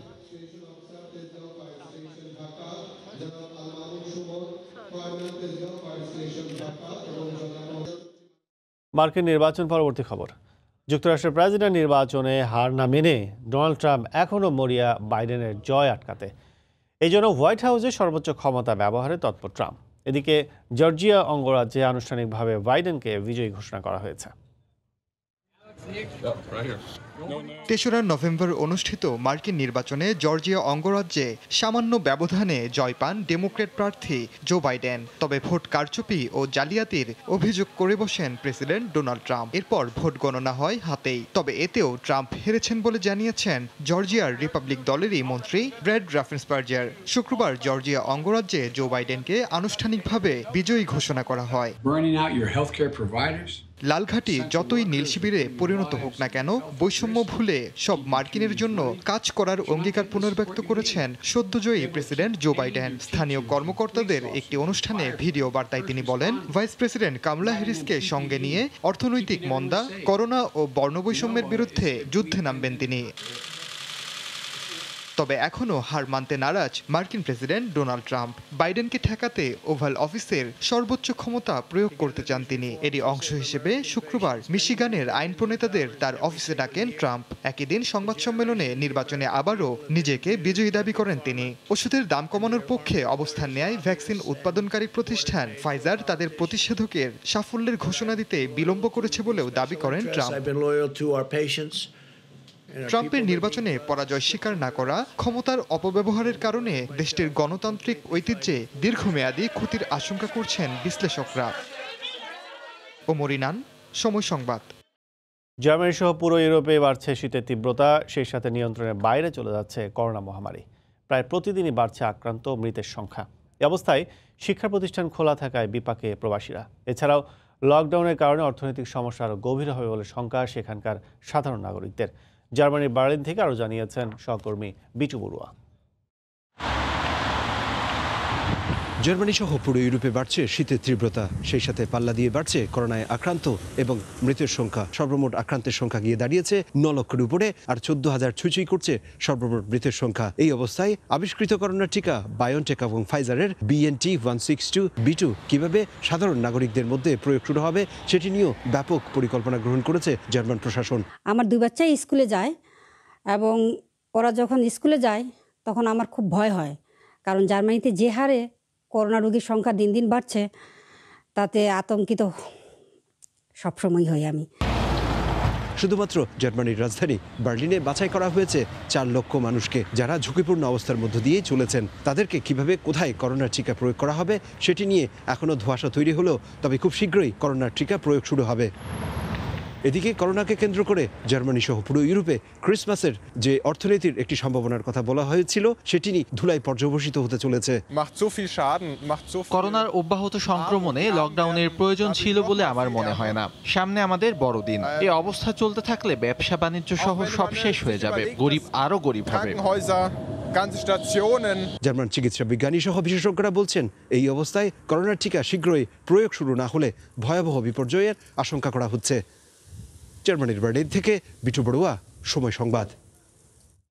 করোনা মোকাবেলায় অনন্য এক দৃষ্টান্তের নাম ভুটান। বিশ্বের প্রায় সব দেশই কোভিড মোকাবেলায় হিমশিম খেলেও অত্যন্ত সফলতার সঙ্গে এটি মোকাবেলা করতে সক্ষম হয়েছে দেশটি। ভুটানে করোনা আক্রান্তের সংখ্যা 400-রও কম, মৃতের সংখ্যা 0। করোনা মোকাবেলায় অগ্রণী ভূমিকা রাখছেন দেশটির বিভিন্ন হাসপাতালে কর্তব্যরত বেশ কয়েকজন বাংলাদেশি চিকিৎসক। করোনার প্রথম ধাক্কায় নাস্তানাবুদ হওয়ার পর এবার দ্বিতীয় ঢেউ সামলাতে হিমশিম খাচ্ছে বিশ্বের প্রায় প্রতিটি দেশ। তবে এখনও ভিন্ন চিত্র ভুটানে। সীমান্তবর্তী ভারত ও চীন দুই দেশই করোনা আক্রান্ত ও মৃতের দিক দিয়ে শীর্ষ দেশগুলোর তালিকায় অবস্থান করছে। 6 মার্চ প্রথম মার্কিন এক নাগরিক করোনা আক্রান্তের পরপরই সীমান্তে বিধিনিষেধ আরোপ করে সরকার। সরকারের সঠিক ব্যবস্থাপনা ও জনসচেতনতার কারণে মহামারী এ ভাইরাসটিকে ঠেকাতে সক্ষম হয়েছে ভুটান। করোনা নিয়ন্ত্রণে যে কটি বিষয় গুরুত্বপূর্ণ ভূমিকা পালন করেছে তার মধ্যে অন্যতম হলো কোভিড পরীক্ষার সংখ্যা বাড়ানো ও কোয়ারেন্টাইন নিশ্চিত করা। আর দুটোই বিনামূল্যে হওয়ায় জনগণও এতে স্বাচ্ছন্দ্যে অংশ নিয়েছে।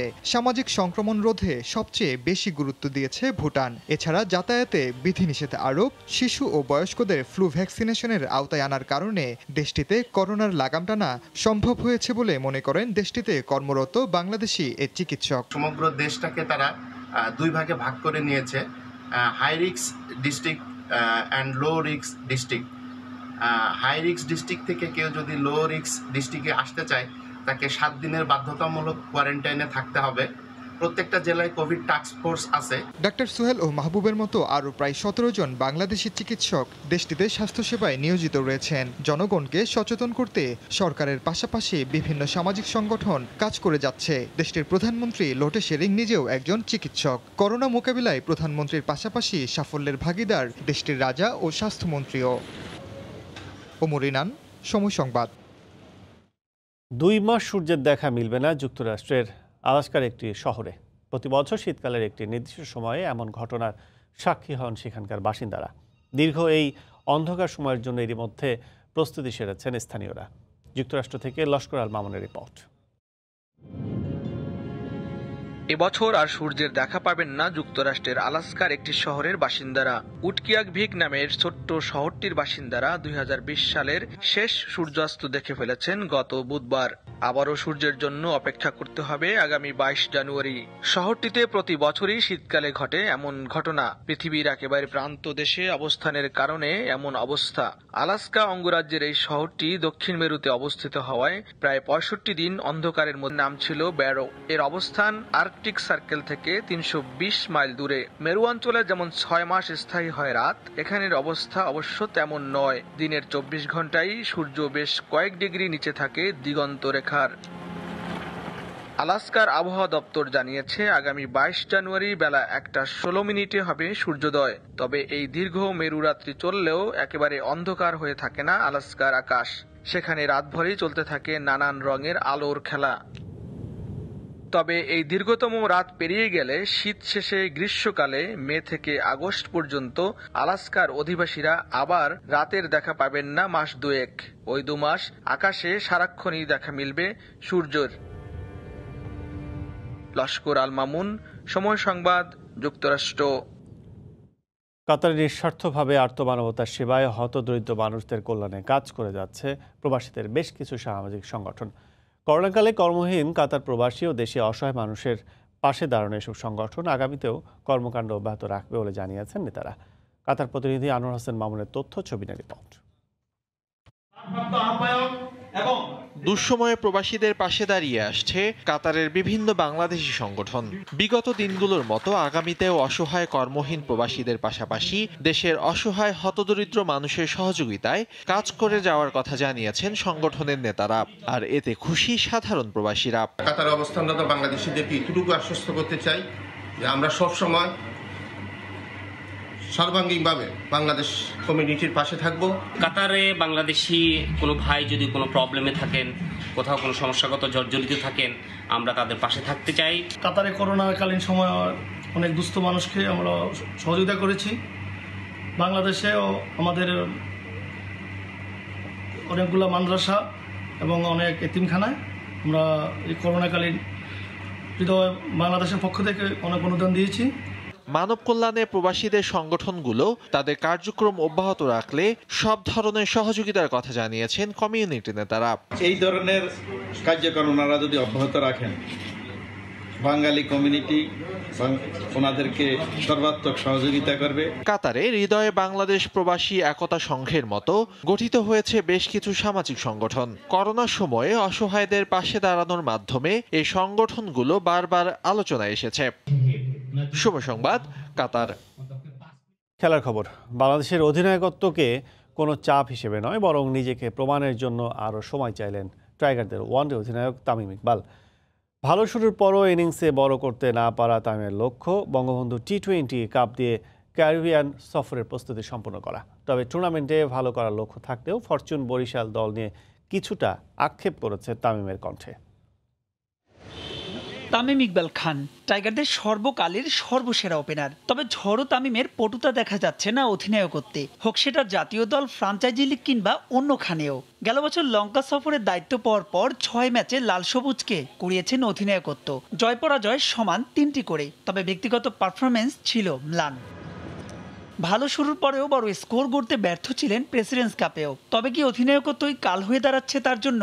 জবাবে কিছুটা আগ্রাসী উত্তর তামিমের কণ্ঠে। ক্যাপ্টেন্সির প্রেশার এটা আসলে এটা আপনাদের বানানো, হ্যাঁ এটা আপনাদেরই বানানো। এখানে আমি এখনও কোনো ইন্টারন্যাশনাল ক্রিকেট খেলি নাই, আর 1 ম্যাচ 2 ম্যাচ 3 ম্যাচ 4 ম্যাচ আমি যেদিন ফার্স্ট ক্যাপ্টেন্সি পেয়েছিলাম ওদিনই বলে দিয়েছিলাম যে ক্যাপ্টেন্সি আপনি জাজ করবেন 6 মাস 1 বছর পর। So it will take time. আর ক্যাপ্টেন্সি প্রেশার কতটুকু আমার খেলায় ইম্প্যাক্ট করতেছে, ইউ হ্যাভ টু জাজ after at least 20 games or 10-15 games. You cannot judge after 2-3 games. কথা বললেন বঙ্গবন্ধু টি-20 কাপ নিয়েও। 5 দলের লড়াইয়ে কে কেমন স্কোয়াড গড়েছে তা নিয়ে মতপার্থক্য আছে, তবে কোনো রাগঢাক করেননি তামিম। দল গোছাতে ফরচুন কর্তারা যে কিছুটা পিছিয়ে পড়েছেন সেটাও স্বীকার করেছেন অকপটে। তারপরও হাল ছাড়ার পক্ষে নন এই বাহাতি। No doubt we have made some mistakes in the draft. হ্যাঁ এটা তো কোনো সন্দেহ নাই।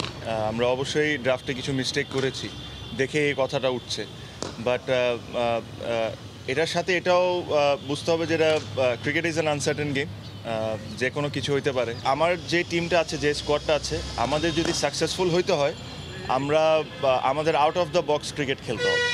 হঠাৎ করেই আভাস দিচ্ছে শীতের আগমনের, তাই তো শিশিরের ফ্যাক্টকেও বড় ইস্যু বলে মনে করছেন তামিম। ইতিবাচক শুরুটাও গুরুত্বপূর্ণ মানছেন তিনি। আশা করি যে প্রথম ম্যাচটা আমাদের জন্য ভালো যাবে, আর যতটুকু ইনফরমেশন নেওয়া দরকার তারপরে সামনের ম্যাচগুলো দেখতে হবে। হ্যাঁ, dew will be a factor for sure. 24 November উদ্বোধনী দিনে সাকিব রিয়াদের জেমকন খুলনার প্রতিপক্ষ, তামিমের ফরচুন বরিশাল। মাহবুব রিমন, সময় সংবাদ, ঢাকা। বঙ্গবন্ধু টি-20 কাপ সামনে রেখে প্রথমবারের মতো দলীয় অনুশীলনে অংশ নিয়েছেন ক্রিকেটাররা। করোনা পরীক্ষায় নেগেটিভ ফলাফল হাতে পেয়ে বায়ুবাবলে অনুশীলন সেরেছেন তারা। দীর্ঘদিন পর এমন কোনো আসরে খেলার সুযোগ পেয়ে স্বস্তিতে ঘরোয়া লীগের অভিজ্ঞ ক্রিকেটার ফরহাদ রেজা। দলে টি-20-র জন্য কার্যকর ক্রিকেটার থাকায় বঙ্গবন্ধু কাপে ভালো পারফরমেন্সের ব্যাপারে আশাবাদী মিনিস্টার গ্রুপ রাজশাহীর এই পেসার। বঙ্গবন্ধু টি-20 কাপের দলগুলোর প্রথম আনুষ্ঠানিক অনুশীলনের সুবাদে মিরপুর স্টেডিয়ামের একাডেমি মাঠে ফিরেছে রং। একাডেমি মাঠ যেন 5 দলের ক্রিকেটারদের পদচারণায় মুখর, অনেকটা বিপিএল-এর আবহ। অসুস্থ পৃথিবীতে এক অন্যরকম অভিজ্ঞতা। পুরো বছরে মাঠের সঙ্গে যোগাযোগ ছিল একরকম বিচ্ছিন্ন। প্রেসিডেন্টস কাপেও সুযোগ হয়নি অনেক সিনিয়র ক্রিকেটারের, তাই বঙ্গবন্ধু কাপে মাঠে নামতে তর সইছে না কারো। এর আগে প্রেসিডেন্ট কাপ হয়েছে, অনেক প্লেয়ার আমরা সুযোগ পাইনি। খুব ভালো লাগছে যখন বিগ টেস্ট দিতে আসছে, যে মনে হয়েছে যে না আবার মিরপুরে ঢুকছে, মনে হচ্ছে নতুনভাবে আসছে। তো সবারই মধ্যে এই জিনিসটা কাজ করছে যে কখন স্টার্ট হবে, আমরা কবে মাঠে ব্যাক করব। মিনিস্টার গ্রুপ রাজশাহীর হয়ে খেলবেন ফরহাদ রেজা। সাইফুদ্দিন শান্তরাই এই দলের প্রাণ। আছেন ঝোড়ো ব্যাটিংয়ে সক্ষম শেখ মেহেদি কিংবা প্রেসিডেন্টস কাপে ভালো করা পেসার এবাদত। পুরনোদের মধ্যে আছেন আশরাফুল, ফজলে রাব্বিরা। তারকাদের ছড়াছড়ি না হলেও ক্রিকেটের সংক্ষিপ্ত ফরম্যাটের টুর্নামেন্টে কার্যকর ভূমিকা রাখতে পারবেন স্কোয়াডে থাকারা, বিশ্বাস ফরহাদের। আমাদের স্ট্রেংথ হলো অলরাউন্ডার, ম্যাক্সিমাম লো মিডিল অর্ডার খুবই ভালো সাইড, এবং সবচেয়ে ইম্পর্টেন্ট জিনিস হলো আমাদের বোলিং সাইড অনেক ভালো। আর আমাদের যারা উপরের দিকে ব্যাটসম্যান আছে লাইক শান্ত, আশরাফুল, ফজলে রাব্বি, এরা যদি ভালো করতে পারে আর আমরা যদি আমাদের বেস্ট দিতে পারি, আমাদের টিমের সবচেয়ে ইম্পর্টেন্ট জিনিস হলো আমাদের টিম ইউনিটিটা অনেক ভালো। বায়োবাবল বজায় রাখতে একই হোটেলে অবস্থান করছে সব দল।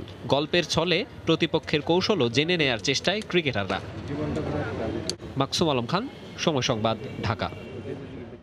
ময়মনসিংহ সার্কিট হাউস মাঠে শুরু হয়েছে ক্রিকেট প্রশিক্ষণ। সেখানে আছেন সহকর্মী হারুনুর রশিদ। সরাসরি চলে যাচ্ছে তার কাছে। হারুন।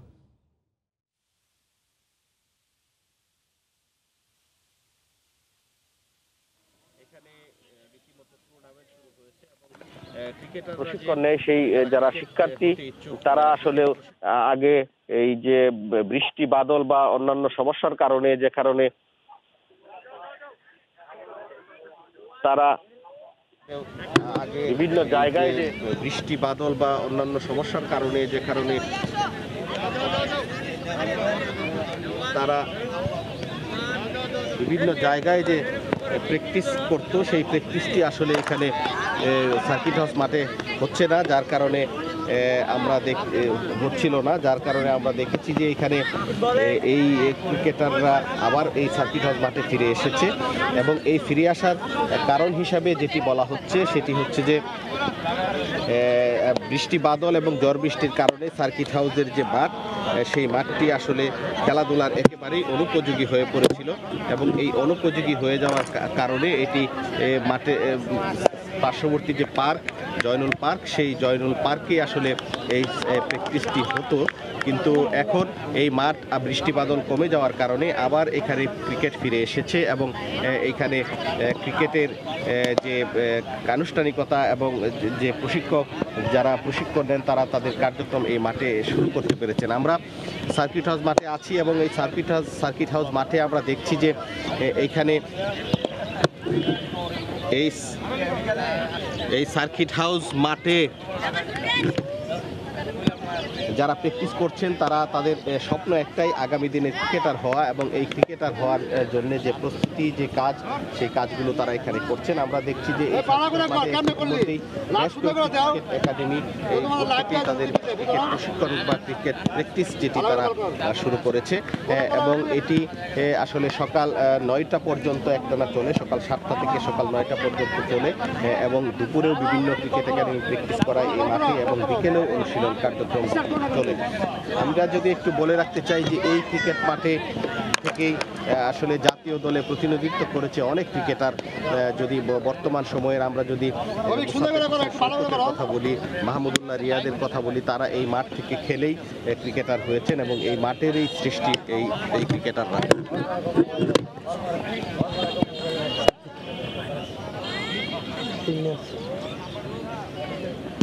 তো আমরা একটু যদি বলে রাখতে চাই যে এই ক্রিকেটার যারা এখানে প্র্যাকটিস করেন তাদের স্বপ্ন একটাই যে আগামী দিনের যে ক্রিকেটার জাতীয় দলের খেলার যে যোগ্যতা অর্জন, সেই যোগ্যতাটি তারা অর্জন করতে চান এবং এই জন্যই তারা এখানে যে নিরলস পরিশ্রম বা চেষ্টা যেটি তারা এখানে চালিয়ে যাচ্ছেন। তো এখানে যারা ক্রিকেট কোচ আছেন আমরা তাদের সাথে কথা বলেছি, তারা আসলে এই সার্কিট হাউস মাঠে ক্রিকেটকে ফিরিয়ে নিয়ে আসতে পেরে তারা বেশ খুশি এবং তারা স্বাচ্ছন্দ্য যে তাদের প্রশিক্ষণ, সেই ক্রিকেট প্রশিক্ষণ কার্যক্রমটি তারা এখানে শুরু করতে পারছেন। তো আমরা যদি একটু বলতে চাই যে এখানে যারা যারা প্রশিক্ষণ দেন তারা একটু কথা বলছেন যে এইখানে ময়মনসিংহে বেশ কিছু ক্রিকেট একাডেমি থাকলেও সেগুলো পৃষ্ঠপোষকতার জন্য আসলে সেভাবে সহযোগিতা পাওয়া যায় না। অর্থাৎ এখানে প্রশিক্ষণ কার্যক্রম পরিচালনা করার জন্য যে সমস্ত সুযোগ সুবিধা দরকার, বিশেষ করে অবকাঠামোগত সুবিধা এবং যারা এখানে ক্রিকেটার হওয়ার জন্য আসেন তাদের খাবার সহ অন্যান্য আনুষঙ্গিক যে বিষয়, সেই বিষয়গুলোতে তারা সহযোগিতা পান না। তো এটি যদি বাড়ানো হয় তাহলে এই অঞ্চল থেকে আরও ক্রিকেটার তৈরি হবে বলে তারা আশা করছে। তো এই ছিল আমার কাছে সার্কিট হাউস বাংলাদেশ থেকে আমাদের সাথে যোগ দিয়েছেন সহকর্মী হারুনুর রশিদ। আয়ারল্যান্ডের শীত আসার সাথে সাথে বাড়ছে অতিথি পাখির আগমন। পাখির কিচিরমিচির শব্দে এখন মুখর আটলান্টিক এবং এর আশপাশের জলাধারগুলো। আয়ারল্যান্ড থেকে সমুদ্র লেকগুলোতে ঘুরে বেড়ানো অতিথি পাখিদের মিলন মেলার খবর জানাচ্ছেন সহকর্মী সৈয়দ জুয়েল। পাখির কলকাকলিতে মুখর আটলান্টিকের সৈকত এবং এর আশেপাশের লেকগুলো। ঝাঁকঝাঁক অতিথি পাখির ডানার ভর করে শীত আর প্রকৃতি মিলেমিশে একাকার এখানে। পাখিদের কিচিরমিচির শব্দ আর ঢেউ দোলানো নৃত্যে নিজেদের মন জুড়িয়ে নিতে হাজির হন বহু পর্যটক। প্রতি বছরই শীতের শুরু থেকেই আয়ারল্যান্ডের সমুদ্র উপকূলগুলোতে আশ্রয় নেয় বহু অতিথি পাখি। হাজার হাজার পাখি একসাথে জড়ো হয়ে থাকলেও নেই কারোর সাথে কোনো বিরোধ। আপন মনে ঘুরে বেরিয়ে মানবজাতিকে আনন্দের পাশাপাশি ঐক্যেরও শিক্ষা দিয়ে যাচ্ছে এসব অতিথি পাখিরা। শীত আসছে, পাখিও ভাসছে, উঠছে মুক্ত বিহঙ্গের ন্যায়। নানান ধরনের পাখির কলকাকলিতে মুখরিত এখন প্রকৃতির চারপাশ। এমনই সুরেলা ছন্দে হারিয়ে যায় মন, উড়ে যায় দুঃখের সবটুকু হিমেল হাওয়া। আয়ারল্যান্ড থেকে সৈয়দ জুয়েল, সময় সংবাদ। ভোরের সময় শীর্ষ সংবাদ জানিয়ে দিচ্ছি আরেকবার। মাওয়া প্রান্তে যুক্ত হলো পদ্মা সেতু, বসলো 38তম স্প্যান। বাকি 3টি যোগ হলেই দেখা যাবে পুরো 6.15 কিলোমিটার সেতু। মেয়াদ উত্তীর্ণ ভাঙা রেল লাইনে ঝুঁকি নিয়ে চলছে ট্রেন, বাড়ছে দুর্ঘটনা, কমছে রেলের গতি, দ্রুত লাইন সংস্কারের আশ্বাস মন্ত্রীর। সাইবার হামলার আশঙ্কায় ফের ব্যাংকগুলোকে সতর্ক করল সরকার, নজরদারি জোরদার। রাতে বন্ধ থাকছে কিছু ব্যাংকের এটিএম বুথ।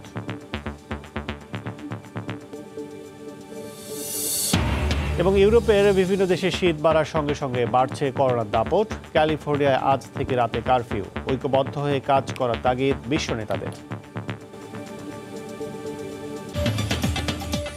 এই ছিল ভোরের সময়, সঙ্গে থাকুন সময়ে।